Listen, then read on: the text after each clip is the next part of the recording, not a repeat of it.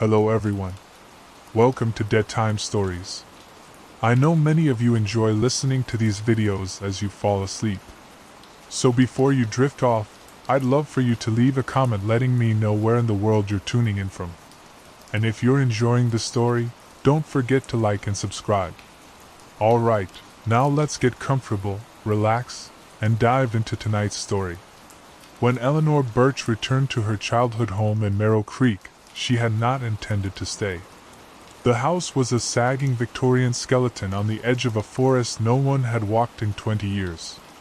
The shutters hung loose like broken wings, and the iron gate screamed like something being hurt when she forced it open. She stood in the overgrown yard for a long time, watching the way the branches shifted above the roof, listening to the hollow wind rattling through the chimney. The house had been empty since her mother vanished in 1996, when Eleanor was just 7. One day her mother went into the woods and never came back. The police searched for weeks. Dogs, volunteers, helicopters. Nothing. Her father never spoke of her again. And now, 23 years later, the house belonged to Eleanor. She had left town at 18 and never planned to return. But the call came late one night from a lawyer with a voice like dry leaves. "Your father is dead. You're the sole inheritor." The funeral was fast. Closed casket. She hadn't even recognized him beneath the makeup. What little hair remained was dyed black and slicked back with some kind of oil. His suit was too large, and his skin had taken on that strange translucent sheen the dead wore when refrigerated too long. They said he died in his sleep.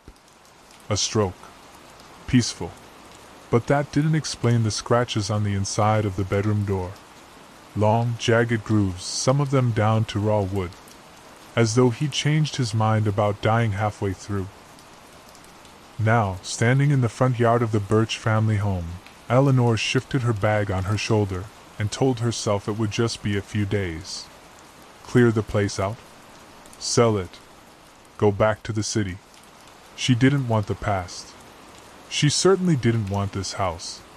But the wind carried a scent she remembered, moss and mildew and distant wood smoke, and something inside her stirred. She unlocked the door and stepped inside. The air inside was stale, thick with the scent of old paper and something faintly sweet beneath it, like spoiled fruit. Dust cloaked every surface. It lay in fat, undisturbed piles on the stair banister and the frames of faded portraits. The entry hall was exactly as she remembered, though it felt smaller now. As a child, she'd imagined these ceilings stretched to the sky. The grandfather clock still stood in the hallway, though its hands were missing, and its face had been cracked straight down the center like a split skull. Eleanor let her bag drop to the floor and wandered forward slowly, every step stirring up faint ghosts of memory. There, to the left, was the parlor where her mother used to read aloud to her.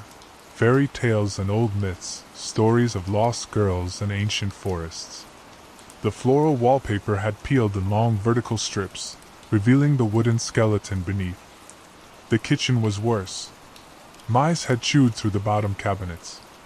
The floor was stained around the old refrigerator, which groaned when she tugged it open, empty, except for a single jar of something black and gelatinous, sealed with wax. She shut the door gently. It was on the second floor where she felt it first. That weight. That pull. She was walking past the long hall of bedrooms when she paused in front of the narrow door at the end. The attic stairs. Her father had always kept it padlocked. Even after Eleanor was grown, he never once let her see inside.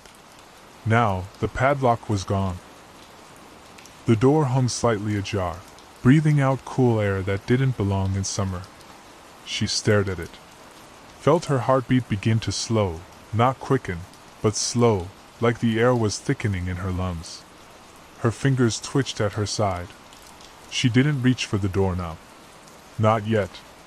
Instead, she turned, walked into her childhood bedroom, and shut the door behind her. The room was just as she left it, if slightly sun-faded and mustier. The little bookshelf by the window still held her old favorites. The Secret Garden. scary stories to tell in the dark. Her worn copy of Hansel and Gretel, the one her mother had read to her again and again, stopping always at the same line. "Don't follow the lights between the trees." She sat on the edge of the bed and stared at the window. The forest loomed in the distance, dark even at noon. And for a moment she thought she saw a flicker of something between the trees. A light. Just a pale, bobbing glow. And then it was gone. The next morning, Eleanor woke with the taste of copper in her mouth and dirt under her fingernails. She sat up slowly, heart thudding like it had forgotten how to be properly in her sleep. The room was dim, the old curtains let in only slivers of light, and she blinked several times before noticing the footprints on the wooden floor. Mud, leading from the window to the edge of her bed. Not hers. She scrambled up, kicking off the twisted blanket, and stared down at the floor. 5 distinct prints. Bare feet. Narrow, but not child-sized. The toes were long and spread oddly, almost like they clung to the floor as they stepped. Her breath caught in her throat. She turned to the window. It was unlatched. The metal clasp hung useless, rusted and bent. She hadn't opened it. She hadn't even touched it. Beyond the glass, the woods whispered softly. Trees leaned inward, as if listening. Eleanor shut the window, forced the latch back into place with trembling hands, and then spent the next 20 minutes scrubbing the prints from the floor with a damp rag. As she wiped the last one clean, a memory rose suddenly, unbidden. Her mother, standing at this very spot, whispering something to the trees. No, not whispering. Singing. A lullaby. In a language Eleanor never learned. A haunting, lilted melody that slid under her skin like cold water. Her mother used to sing that tune whenever it stormed. When the lights went out. When Eleanor had nightmares. Afterward, she'd sit by the window, sometimes for hours, humming softly and watching the woods. Eleanor left the room. She needed to see the attic. The narrow door at the end of the hall still stood ajar, just as she'd left it the day before. Dust floated in the air like motes of ash. The smell that drifted from the dark behind it was old wood, mothballs, and something else. Something faintly metallic. She pushed the door open. Stairs led upward at a steep angle, choked with spider webs and curls of old paper. Her hand found the rail. Cold. Each step creaked beneath her weight, as if the house itself was protesting her presence. At the top was another door, this one smaller, rounder at the top like the entrance to a chapel. The wood had gone gray with age, and strange, shallow carvings marked the frame, curling spirals and narrow triangles, almost Celtic. The door wasn't locked. She turned the knob. It opened with a sigh. The attic was vast and dim, lit only by thin shafts of light cutting through warped slats in the roof. Dust danced like disturbed spirits, and the air smelled of dry rot and something more acidic beneath it, like old blood and rusty water. Eleanor stepped inside slowly. The floor groaned underfoot, but the boards held. All around her were relics of lives once lived, moth-eaten trunks, a broken crib, stacks of books with pages swollen by humidity. Against the far wall stood a tall mirror, draped in a white sheet that fluttered slightly despite the stillness. Her eyes fixed on it. Something about the shape beneath the cloth was off, too tall, too narrow. And that flutter, it hadn't come from her movement. It had happened before she stepped forward. She approached carefully, heartbeat tapping in her ears like a second pulse. The floor felt uneven here, like something hollow lay beneath it. Her hand reached for the sheet.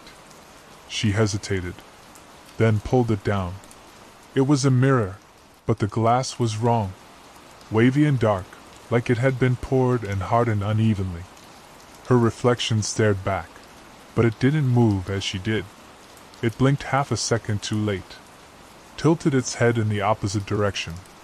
She stepped back. The reflection didn't. Eleanor's breath caught in her throat. Behind her, in the real room, nothing moved. But in the mirror, shadows began to gather around her feet, long, tendril-like things that coiled and reached. Her reflection's mouth opened slightly, as if to speak. She turned away before it could, back toward the stairs. As she stepped over the threshold, something sharp pricked her bare heel. She cried out, staggering, and looked down. A nail, protruding from the floorboard just outside the attic door. Blood welled at the edge of her heel, a single red drop falling silently onto the old wood. From within the attic, a faint whisper drifted behind her, carried on no breeze. It spoke only 3 words. "We see you." Eleanor slammed the attic door shut and stumbled backward, heel throbbing. The whisper echoed in her ears, faint and hollow, like a voice pressed between layers of glass. Her breath came fast and shallow. She hadn't imagined it. She knew she hadn't. Down the hallway, the grandfather clock, broken and handless, began to tick. A slow, deliberate tick, tick, tick. Eleanor gripped the banister and limped downstairs, each step pressing a jolt of pain through her foot. She needed light, distance, sanity. The kitchen was dim and sour, but she found the first aid kit in a drawer near the sink. The gauze was yellowed and the antiseptic smelled like vinegar, but she cleaned the wound and wrapped her heel as best she could. Then she turned on every light in the house. Each bulb hummed faintly, as though resisting the demand. The sun had begun to sink behind the trees, casting long shadows through the crooked windows. The woods outside seemed closer than before, pressing against the glass like a tide. Eleanor tried not to look too long. She moved through the rooms, checking every door and window, locking and bolting each one with a meticulous urgency. She didn't know what she was guarding against, only that something had been in her room last night. Something that had watched her. Back in the living room, she dropped into the old recliner, her father's chair, and let her eyes close for a moment. Just a moment. Then a creak. Upstairs. Not a settling creak. A footstep. She froze. Another. Closer. Deliberate. She stood listening, the silence around her drawing tight. Then, suddenly, a voice, clear as water, called from the top of the stairs. "Ellie?" Her mother's voice. Soft. Familiar. Wrong. Eleanor didn't move. Didn't answer. A pause. Then the voice called again, gentler this time. "Ellie, come look. The lantern man's in the trees." Her blood turned to ice. She remembered that name. A story her mother told only once, on a night when thunder shook the windows and the fire had gone out too soon. "The lantern man lives in the forest," her mother had whispered, face half lit by lightning. "He walks with a light that isn't fire. Don't follow it. Don't look at it. Don't listen when it calls your name." The voice at the top of the stairs whispered once more. "Ellie, come see." And something began to descend the steps. The first step was slow, almost hesitant. Then another, closer. The weight of each creak echoed through the silence like bones grinding in the dark. Eleanor backed away from the staircase, step by step, until her calves touched the edge of the couch. She wanted to scream, to run. But something about the way the voice had said her name had hollowed her, dug something out of her she didn't know was there. Ellie. Only her mother had ever called her that. And her mother had been gone 23 years. The figure emerged on the landing. She saw only the legs at first, bare, pale skin, feet slick with wet dirt. The hem of a nightgown hung limp and gray, streaked with something dark. Mud, or something worse. The figure paused at the top, and Eleanor held her breath. Then it spoke again. "Ellie, you have to see. He's so beautiful." The voice was almost right. Almost her mother's. But hollowed, as if replayed from memory, a cassette tape worn thin from too many plays. It was missing warmth. It had rhythm, but not life. Eleanor moved before her fear could catch up. She turned and ran into the kitchen, heart slamming wildly. She fumbled through the drawers until her fingers wrapped around the old iron fireplace poker, cold and heavy. Not a weapon, not really, but solid. Behind her, the voice followed. Footsteps on the stairs. Slow. Playful. Tap. Tap. Tap. She bolted through the mudroom door and into the narrow basement stairwell, slamming the door behind her and clicking the bolt shut. Then she descended into the dark. The basement had never been finished, just packed earth, old shelves, and forgotten tools. The smell was thick and wet. Something dripped from the pipes above her head in a lazy rhythm. Plink, plink, plink. She crouched in the shadows between a shelving unit and the old oil tank, clutching the poker to her chest, her back pressed against the cold concrete wall. And then silence. No steps. No voice. Just the whisper of the house breathing above her. She waited. 5 minutes. 10. The air felt wrong, heavy like it was filled with smoke. Then something brushed her hair. A long, cold finger, gentle as a mother's touch. And from behind her, right behind her, the voice murmured, "He only needs one eye, Ellie." Eleanor screamed and swung the poker behind her with all her strength. It hit nothing. Just air. She scrambled backward, bumping into the rusted water heater, breath ragged and eyes scanning the shadows for movement. But the basement was still. Too still. The silence pressed against her eardrums, so complete it became a sound in itself. A low, interior buzzing, like the house had sunk underwater. Then, a light flickered at the far end of the basement. Pale. Blue. Unnatural. It pulsed once, twice, and held. She didn't move. The stories came flooding back then, the ones her mother used to whisper in hushed tones when the power went out, or when a storm knocked on the walls like a thing wanting to come in. Stories Eleanor thought were fairy tales, back when she still trusted the word pretend. The lantern man walks at dusk. His light doesn't burn, but it calls. If you see it, look away. If he speaks, don't answer. If you follow, you won't come back the same. The light bobbed gently now, like it was suspended on a string. It drifted toward her, weaving between beams and shadows, impossibly silent. She pressed herself against the wall, heart pounding in her throat. It came closer. Closer. Until she could see that it wasn't a lantern at all.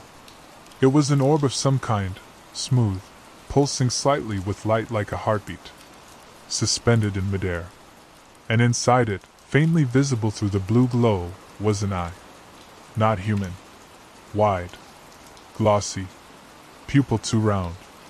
And it was looking at her. A soft hum filled the basement, resonating in her ribs, a sound so low it almost felt like pressure instead of noise. Her hands trembled. The poker slipped from her grip and clanged against the floor, the sound loud as a gunshot in the silence.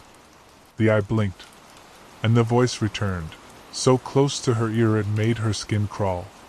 "He sees you now." The light vanished.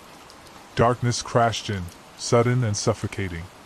Something moved through the air beside her, fast and whisper-slick, and she turned just in time to see fingers retreating into the wall.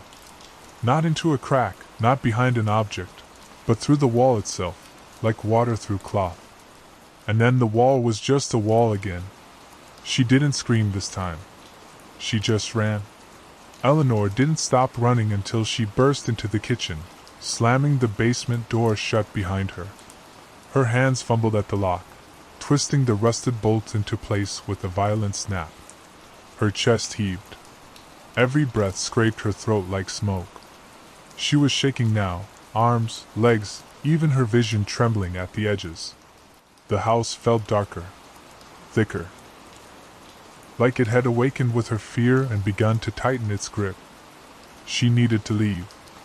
Forget the attic. Forget the mirror.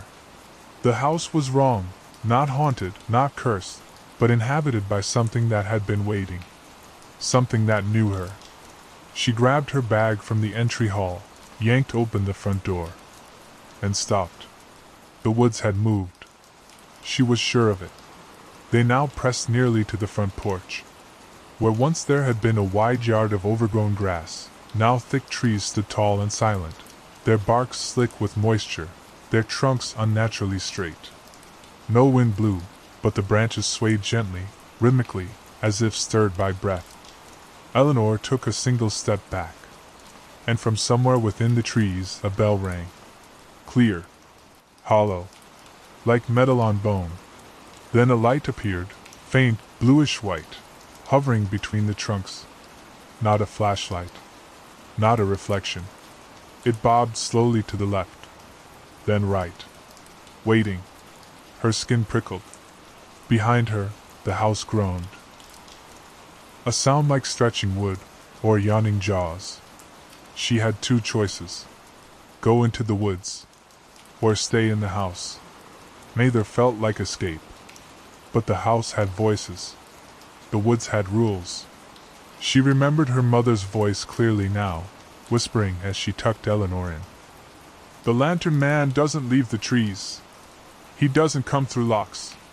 He doesn't like to be watched. Eleanor turned back to the door and slowly shut it. Lock. Deadbolt. Chain. Then she ran upstairs to her childhood bedroom, the one room that still smelled faintly of lavender and paper and dust. She shoved the dresser against the door, pulled the curtains shut, sat on the floor, back against the wall, knees tucked to her chest. The house had gone utterly silent. Even the clock had stopped ticking again. And as night settled in, a second light appeared outside the window. Then a third. They hovered in the trees like watchful eyes. And from somewhere in the dark, a voice called once more. Ellie. It's so warm out here. She didn't answer. She pressed her hands against her ears, curled tighter in the corner, and tried to hold on to her breathing. In. Out. In. Out. The voice outside was wrong. It sounded like her mother, but something beneath it twisted, like it was trying to remember how to be human. Like it was learning from her memories. The lights outside continued their slow, rhythmic bobbing. 3 of them now. Perfectly spaced. Eleanor shut her eyes. She tried to recall something real. The scent of her mother's hair when she bent down to kiss her goodnight. The sound of the record player spinning Chopin on Sunday mornings. The way the wind once moved through these woods in late spring, full of birdsong and new leaves. But the house was silent now. Even the air felt still. Then, from the hallway, a soft knock. Not frantic. Not loud. Eleanor's teeth ached. Quiet. Gentle. A tone she hadn't heard since she was small. Before the grief swallowed him. Before he turned into a shadow of himself, wandering the halls in silence, never speaking her name. Ellie. It's not safe in there. Come out. I'm here now. She pressed herself against the wall, heart thrashing in her chest. The dresser shifted slightly. Just a nudge. Then again, harder. The third time, it slid an inch across the floor. Eleanor launched to her feet. She had no weapon, no plan. Just the closet, an old space beneath the sloped roof, filled with childhood dresses and broken toys. She threw it open and ducked inside, pulling the door almost shut behind her, leaving a narrow slit to see through. The room dimmed. The door creaked. A long silence. Then the click of the lock. Slowly, the bedroom door opened inward, pushing the dresser aside like it was nothing. Something tall stepped into the room. Not her father. Not anymore. His body was too thin, too long. The arms dangled slightly past his knees, and his skin was the wrong color, too pale, almost translucent. His mouth smiled, but the eyes above it were glassy, fixed, empty. Ellie, it said softly, tilting its head like a marionette. You've grown so much. Then it turned, scanning the room, sniffing the air. Like it could smell her. Eleanor didn't dare breathe. The thing that wore her father's face took a step closer to the closet. Its head twitched, the way a bird's might before a sudden lunge. One foot dragged slightly as it moved, an unnatural scrape against the wood, like bone on bone. Its voice came again, quieter now. "You don't have to hide. I forgave you, you know. You were just a child." The closet's wooden slats framed its face for a moment, partially lit by the faint moonlight spilling through the curtain crack. The smile had grown wider, too wide, and then its eyes locked on the closet. Eleanor's heart stopped. She clamped a hand over her mouth and prayed her breath wouldn't give her away. "I used to check this closet every night when you were little," it whispered, voice soaked in something cruel. "Remember? I told you there was nothing hiding inside." Its hand reached forward. Slow, deliberate. Then a sound, low and distant, broke the tension. A bell. Faint. From the woods. The thing in her room froze. Its head turned sharply toward the window. Another bell rang. Closer. And suddenly, the figure straightened. Its smile faded. Its eyes darkened. With a strange fluidity, it stepped backward, retreating from the room without another word. Its tall frame dissolved into the shadows like smoke inhaled by the walls. Eleanor didn't move until the door clicked shut. She stayed in the closet for what felt like hours, limbs aching, breath shallow. The bells continued every few minutes, drifting through the trees like a call and response, their rhythm too perfect to be random. Eventually, the silence returned. She crawled out, legs trembling, and approached the window. Outside, in the dark below the trees, a figure stood between the lights. Not tall, not monstrous. Just a man in an old, dark coat, holding a lantern that cast no real glow. He raised a hand slowly, and pointed to the house. Not to the window. To the attic. Eleanor felt the cold sink in again. The attic. The mirror. The thing that didn't mimic, didn't trick, but watched. Whatever was happening here, whatever had been whispering to her, it began there. And something, someone, wanted her to see it. Morning arrived like a bruise. The sky was a sickly gray, the kind that flattened the world and made everything seem paused. The lights outside had vanished, and with them, the figure in the trees. But the feeling remained, something just out of sight, waiting. Eleanor didn't sleep. She couldn't. She spent the hours between night and dawn sitting cross-legged on her bed, the poker back in her hands, her ears trained to every groan and creak of the house. The door to her room remained closed. Nothing came back. But she knew it wasn't over. She hadn't gone back up to the attic since that first day. But now, with the figure in the woods pointing, not calling, not luring, just indicating, it felt like that space was the key. The eye in the mirror. The whispers. The wrongness. Her mother had been drawn there. Her father had barred it. Something had happened in that attic that tore her family in two. She needed to see. To remember. To face it. The thought made her stomach turn. Still, she rose. Her heel throbbed with each step as she walked the hall, the poker clutched in one hand, flashlight in the other. She passed the grandfather clock again, noting absently that its glass face was now clean, as though someone had wiped it in the night. The attic door stood as she'd left it, slightly ajar. The air seeping through the crack was cold, even though the rest of the house was warm with summer. She opened it. The stairs creaked. She climbed. At the top, the door into the attic proper stood closed. She hesitated, flashlight beam steady, heart rattling like it wanted out. She turned the knob. It opened without resistance. The attic looked different in daylight, or what little of it reached through the warped boards. Shadows still clung to the beams, but the shape of the room was clearer now. And in the middle of the far wall stood the mirror, uncovered, waiting. It reflected the room perfectly, dust, rafters, the broken dollhouse to her left. But not her.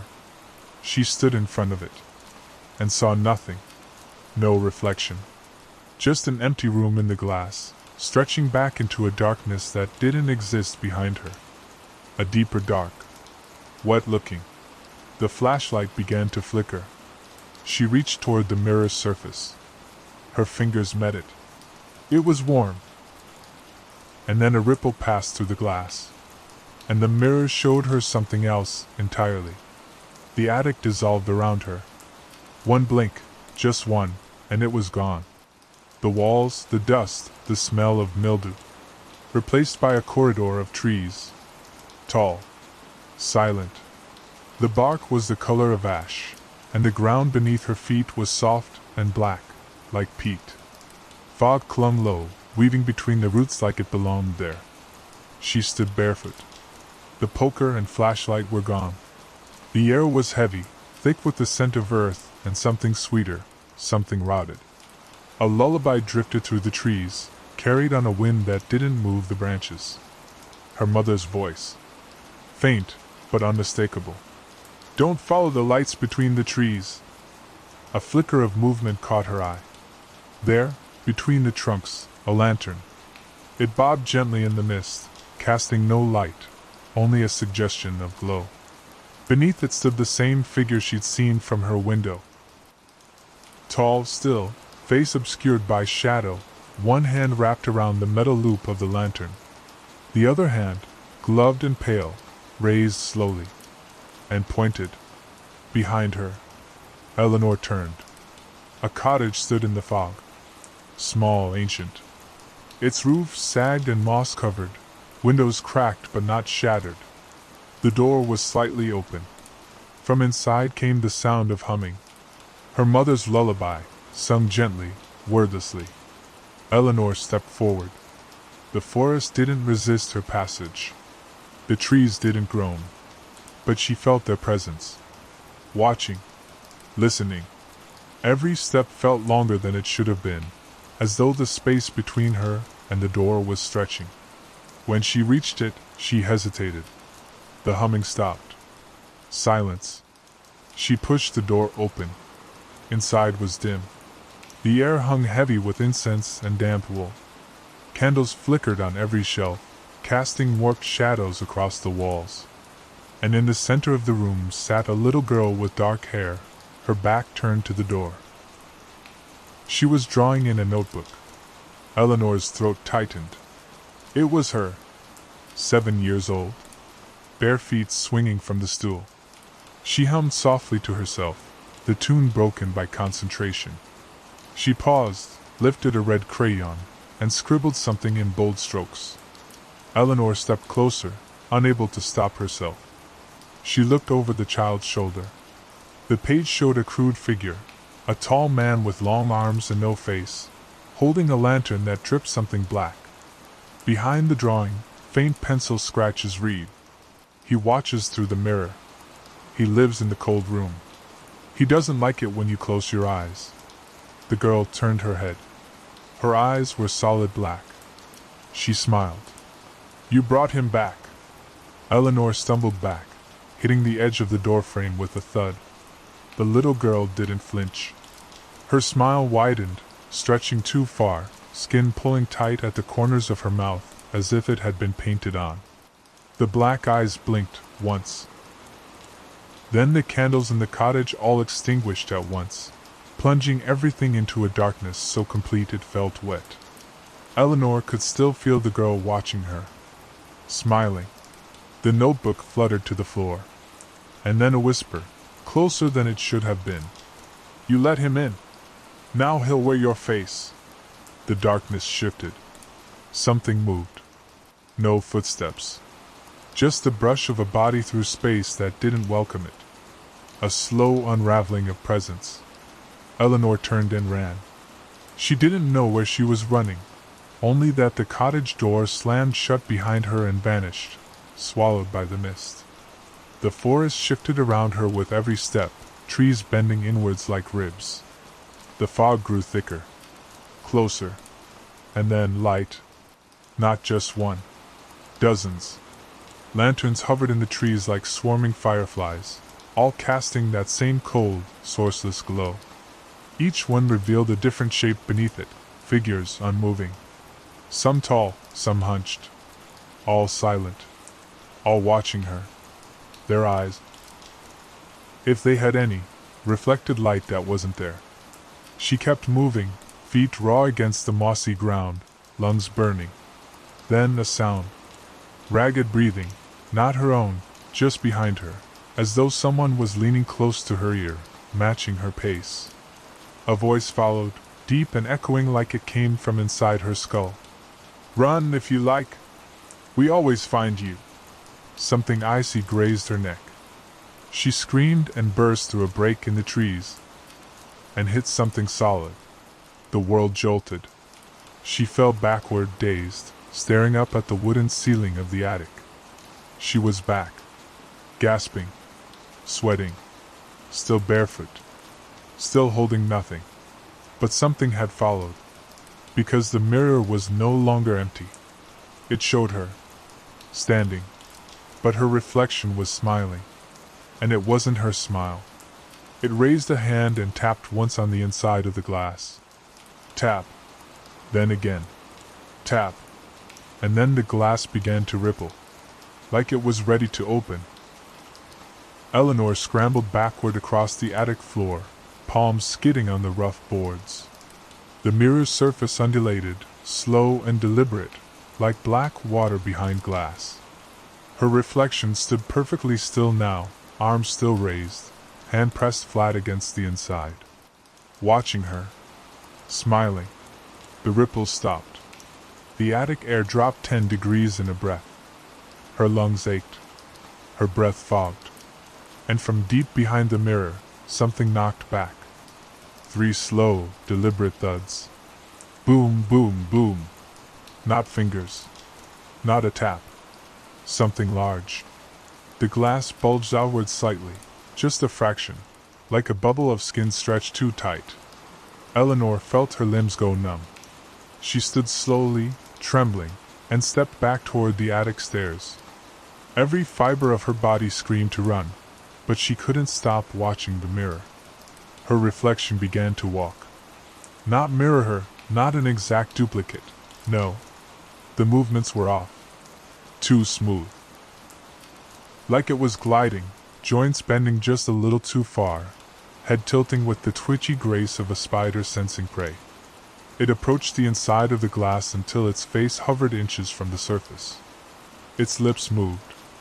Eleanor couldn't hear it, but she could read the words. "Let me wear you." Then its hand pressed harder, and a fine crack appeared in the center of the glass. She turned and ran. Down the attic stairs. Through the hallway. Back into her bedroom, slamming the door and shoving the dresser back in place. Her hands shook so hard she could barely bolt the lock. She dropped to the floor, chest heaving. What had she done? Whatever that mirror was, whatever lived behind it, it was trying to bleed into this world. To use her face. Her memories. Herself. And she had somehow opened the door. The air grew colder still. Outside, the woods had changed again. Now, where the trees met the lawn, hundreds of lanterns floated between the trunks. They hovered motionless, waiting. And beneath each one stood a figure. Silent. Identical. All of them wearing her face. Eleanor pressed her forehead to the cool wall, heart pounding in her throat. The figures outside didn't move, not even to breathe. Dozens of her own face stared back through the glass, all frozen in that same placid, too wide smile. Each of them stood beneath a lantern that gave off no warmth, only the illusion of light. One of them lifted its hand and pointed again. Not at the house this time. At her. She yanked the curtain closed. The air in the room felt thinner, like it had to pass through something else before reaching her lungs. She backed away from the window, arms wrapped tight around herself. Her thoughts spun in wild circles, screaming over one another. The mirror. The girl in the cottage. The voice in the basement. She had opened something. And it wasn't just the house. Eleanor forced herself to breathe, to slow her pulse, to think. Her mother had left clues, warnings. Songs disguised as lullabies, muttered phrases she'd once written off as grief-driven nonsense. But now, fragments surged back in her memory.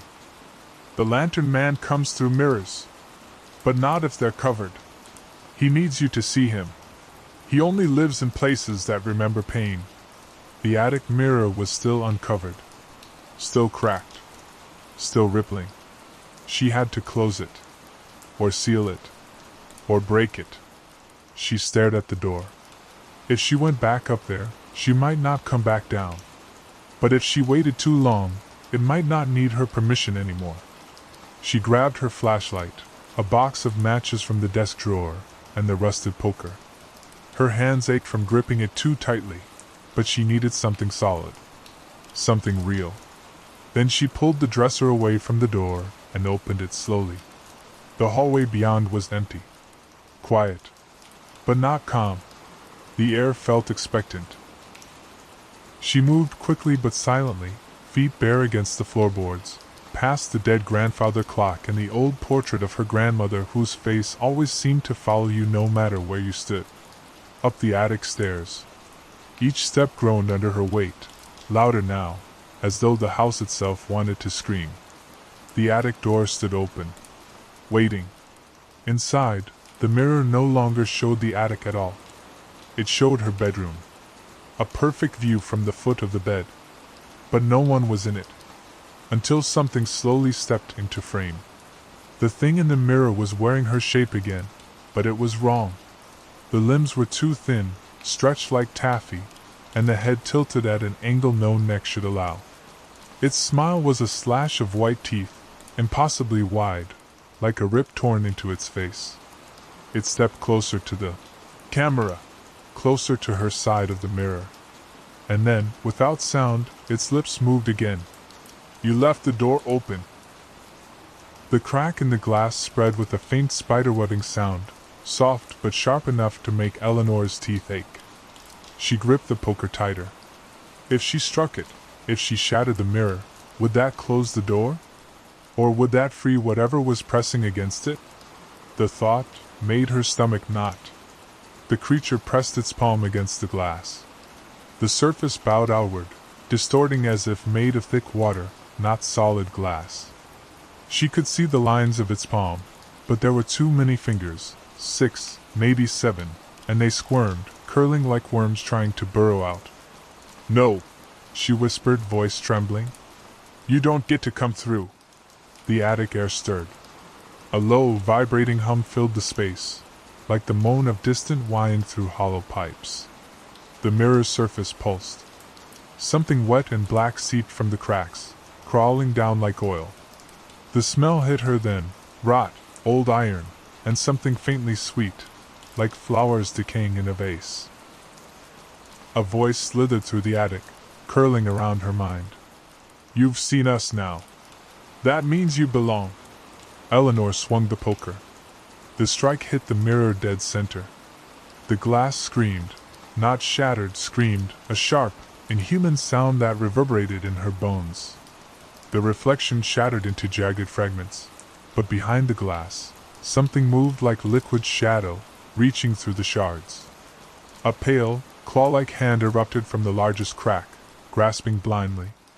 She screamed and struck again, smashing at the fingers until they recoiled with a sound like tearing fabric. The mirror fractured completely, chunks clattering to the attic floor. Silence. Only her ragged breathing. But then she noticed it, the pieces of glass. They didn't reflect her. Each shard showed something else, a face, a place, the woods at night, a hallway of doors that weren't hers. And in one shard she saw herself, standing behind her. Eleanor spun. Nothing. Just the attic. But the air behind her felt warmer, as if something had just stepped away. Eleanor stood perfectly still. Her heart pounded against her ribs like it was trying to crack them open and flee on its own. The attic was silent again, but the silence was tainted. It wasn't the emptiness of a room, It was the stillness of something waiting. The mirror lay in ruin at her feet, the largest shards twitching gently, as if disturbed by breath she couldn't feel. One fragment rocked slightly, then stilled. Another rotated with a soft scraping noise, revealing a sliver of the woods. The lanterns were still there, but the figures were gone. She crouched and touched a shard. It was cold as ice. The instant her fingertip met it, pain exploded behind her eyes. Her vision went white, and suddenly she was standing in a hallway. Not hers. Long, narrow, lined with doors. The walls were painted a dull gray, pulsing faintly, like the building was breathing. The floor was slick beneath her bare feet. From behind one of the doors she heard sobbing. A woman's voice. Familiar. "Eleanor? Baby?" Her mother. The sound was broken, like it came from a distance or a bad memory. But it was unmistakable. Her mother was crying. "Please," the voice choked. "I tried to lock him out. I did everything they said." Eleanor reached for the door handle. Then, another voice, deeper, right behind her ear.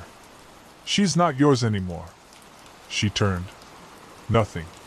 But when she looked back, the door had disappeared. The hallway was gone. And she was back in the attic, collapsed on her hands and knees. The mirror shards no longer shimmered. They reflected only her now, just her. The blanket rose and fell with a slow, unnatural rhythm, like it was synced to a heartbeat that didn't belong to her. Not sleep, imitation. The form beneath the covers was her size, her shape. A careful mimic. Eleanor gripped the shard tighter. The figure in the bed stirred, just slightly. Then its hand, her hand, emerged from under the blanket. It reached out toward the nightstand and slowly turned the face of the alarm clock toward the pillow, as if it wanted to know how long it had until someone might check. She felt bile rise in her throat. This thing, it hadn't just copied her. It had replaced her. Eleanor dropped the shard like it burned her and ran. Down the attic steps, heart hammering, blood pulsing in her ears. She didn't stop to check the hall. She didn't stop to breathe. She burst into her bedroom and stopped short. The bed was empty. Blanket folded neatly. Pillow untouched. No sign of the figure. Only the faintest indentation in the mattress. And on the pillow, a single dark hair that didn't belong to her. Too thick. Too long. Too black. The closet door creaked. Just slightly. Eleanor's eyes locked onto it. Slowly, she reached for the poker again, still clenched in her other hand, knuckles white from holding it so long. She took one step forward. The closet creaked open another inch. She froze. And then a voice came from inside. Soft. Delicate. Her own voice. "Why did you leave me there?" Eleanor's knees buckled. The room spun. The voice repeated, just slightly louder now, angrier. "Why did you leave me?" It sounded like her yes, but twisted with hurt. A child's voice burdened with age and pain. Like it had grown in the dark, remembered every betrayal, every absence. "You promised you wouldn't let them take me. But you forgot." The closet door swung wide. Empty. But the air changed. The mirror above the dresser cracked, without being touched. A fine, high-pitched whine filled the room, rising like pressure in a sealed jar. Eleanor covered her ears, but the sound wasn't outside. It was inside her. Inside her bones. The bedroom light exploded in a burst of glass and darkness. And something laughed. High. Joyless. From behind her. She turned. And saw herself standing in the doorway. The other Eleanor stood barefoot on the threshold, backlit by the dim hallway, her silhouette thin and flickering like film running too fast through a projector. She wore the same clothes, the same torn bandage on her heel, the same wild eyes, but her mouth. That smile. Wide and still. Too still. It didn't twitch, didn't breathe. It was carved. Eleanor stepped back instinctively, bumping into the corner of the bed. The thing in the doorway tilted its head, mirrored her. Then it spoke. "Do you remember the game we used to play? You'd close your eyes," it whispered, voice breathless, nearly reverent, "and count to 10. And I'd hide. And you were supposed to find me." Eleanor didn't answer. The poker felt suddenly useless, heavy in her hand but no longer real. Like a prop from a play she'd forgotten her lines in. The other her stepped into the room, bare feet silent on the wooden floor. "You never found me," it said. "You stopped looking." It pointed to the closet. "I stayed in there. For so long. I waited, Eleanor." The lights in the hallway flickered behind it. Somewhere deeper in the house, something slammed. She gripped the poker tighter. "I didn't know," she whispered. But her voice broke, because part of her had known. Or guessed. The dreams. The whispers. The way she never opened that closet door after her mother disappeared. The way her father went quiet, night after night, standing just outside that very room with something unreadable in his face. The thing smiled wider. "You do now." Then it lunged. Not running, gliding. The room exploded into motion. Eleanor screamed and swung the poker with everything she had. It connected with a horrible, wet crunch. The thing staggered, but only slightly, head jerking to the side with a snap. The smile never faltered. It lunged again. They fell together, crashing into the dresser. The mirror above them shattered, raining glass across the floor. Eleanor rolled, scrambled, kicked. She caught a shard, sliced her palm, but kept it tight in her fist. The thing grabbed her ankle and whispered in a voice that shook her bones. "Don't you get it? You're the reflection." The words hit her like a shockwave. "You're the reflection." Eleanor froze for the briefest second, staring into its face. Her face, so close now that she could see the veins just beneath the skin, pulsing in unnatural patterns. Its eyes gleamed, too dark, too deep, like wells that had no bottom. And yet, somewhere behind them, something ancient blinked. Not malice. Something older. Hunger. She screamed and plunged the shard of glass into its side. It didn't howl. It didn't bleed. It shivered. The skin split around the glass like wet paper. From the wound poured a thick, black smoke that moved against gravity, coiling upward like fingers seeking a throat. It touched her cheek, cold and electric, and her vision filled with flickering images. A hallway of doors that pulsed with heartbeats. A child staring from inside a mirror, mouthing, "Help me!" A lantern swinging beneath an upside-down sky. The woods swallowing a small, broken doll. She tore herself away, panting, eyes burning. The creature had gone slack, twitching slightly as smoke leaked from the wound. Its grip loosened. Eleanor crawled back, blood from her palm leaving red fingerprints across the floor. She staggered to her feet. The air was thick now, humming with something she couldn't hear, only feel, a resonance in the bones. The closet door stood open again.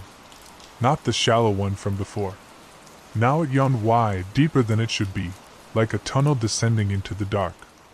Inside, stone steps slick with moss. And beyond, flickering light. Lantern light. She didn't want to go down there. Every fiber of her said run. Escape. Leave the house and never look back. But the voice in her head, the voice that sounded like her mother, whispered through the fog. "If you don't lock the door behind him, he'll keep finding a way through." This wasn't just about her anymore. It was about whatever had been open here long ago, and whatever had never been closed. She stepped into the closet, onto the first stair. The air dropped 10 degrees, and the closet door swung shut behind her. Darkness swallowed her completely. The stairs descended steeply, impossibly deep for the layout of the house. Eleanor felt the walls tightening as she moved, each step groaning beneath her, the wet stones slick beneath her bare feet. Her palm throbbed where the glass had cut her, but she kept moving, trailing her fingers along the cold, damp wall. After what felt like hours, the corridor opened into a wide chamber. The ceiling arched like a ribcage, the walls etched with symbols that shimmered faintly under the light of dozens, hundreds, of suspended lanterns. They floated, each one gently bobbing in the air, casting no heat, only a pale, unnatural glow. Below them, standing in perfect, silent rows, were the reflections. All versions of her. All watching her. Some wore her face from childhood. Others from years she hadn't yet lived. Some were older, hair streaked with gray, lips drawn into grim lines. Some were smiling. Others were crying. One in the back had no face at all. Eleanor stood frozen at the threshold of the chamber. The weight of their gaze pressed down on her like ocean water. Then, from the center of the room, a figure emerged. Not one of her. Him. The lantern man. He stood taller than she remembered, his frame wrapped in shadow. The lantern he held flickered with an internal darkness, not light, an orb of negative space that bent the air around it. As he approached, the other reflections bowed their heads. Except one. The smallest. A girl, 7 years old, eyes wide, trembling. Her. The first version. The one she'd seen in the cottage. Eleanor stepped forward, past the others. The lantern man's face remained obscured, a blur behind shifting dark, a mask of void. He raised a single, long finger, and pointed to the child. The message was clear. Choose. Eleanor looked at the girl. Tears welled in the child's eyes. You said you'd come back, she whispered. You said you wouldn't leave me alone in the dark. The lanterns above began to sway gently, as if in approval. The lantern man waited. Eleanor's heart cracked, because she remembered saying it. Not as a promise to the mirror or the forest or the voice, but to herself. A whispered vow under a blanket, alone at night, as the house creaked and her father drank and her mother vanished one piece at a time. She took the girl's hand. The child flinched at first. Then slowly, she leaned into Eleanor's side. Eleanor looked up. I'm not leaving her again. The lantern man didn't move. But something shifted. The lantern he held dimmed. Then all of them did. One by one, like stars going out. The reflections vanished. The room began to shake. The walls groaned, the ceiling cracked, and wind screamed from nowhere, spinning dust and ash and memory into a blinding storm. Eleanor held the child tight, eyes shut, heart still. I'm not letting go. The storm swallowed them. Lanterns burst in flashes of cold light, shadows unraveling in spirals as the chamber collapsed inward. Stone cracked like ice. The wind screamed louder, no longer air, but voices, so many voices, echoes of all the reflections, howling in anger, grief, hunger. But through it, Eleanor stood still. She gripped the child against her chest and shut her eyes. The lantern man did not move.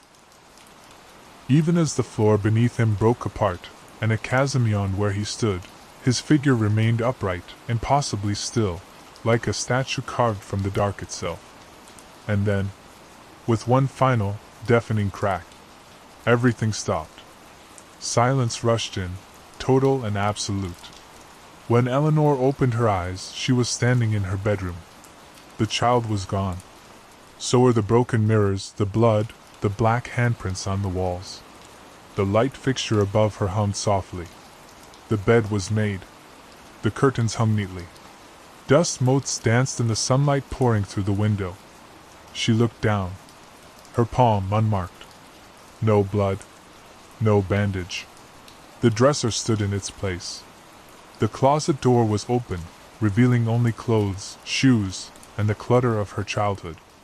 The attic stairs no longer creaked.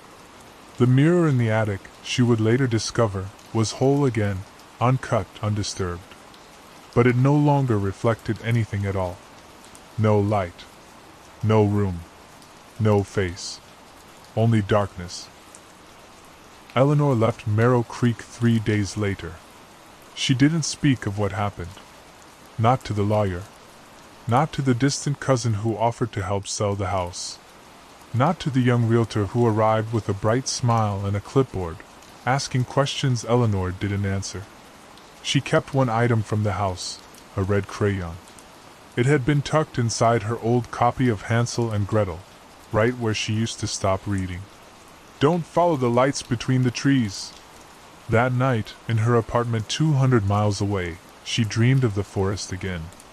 But this time, there were no lanterns. Only trees. Still. Silent. And somewhere deep within them, a child's voice sang softly, without fear, without grief. Don't be afraid of the dark. And Eleanor smiled in her sleep. Because she wasn't. Not anymore.